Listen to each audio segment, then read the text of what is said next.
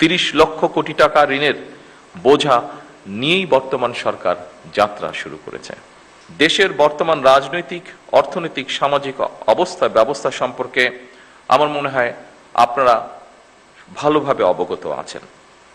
দেশের ইতিহাসে সবচেয়ে ভঙ্গুর অর্থনীতি, দুর্বল বিভাজিত জনপ্রশাসন এবং অবনতিশীল আইন শৃঙ্খলা পরিস্থিতির মধ্যে বর্তমান সরকারকে কাজ শুরু করতে হয়েছিল।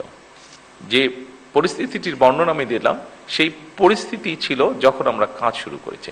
অবশ্যই আমি দৃঢ়ভাবে বিশ্বাস করি আপনাদের সহযোগিতায় অনেকখানি সেই পরিস্থিতির আমরা পরিবর্তন করতে সক্ষম হয়েছে এই 2.5 মাসে।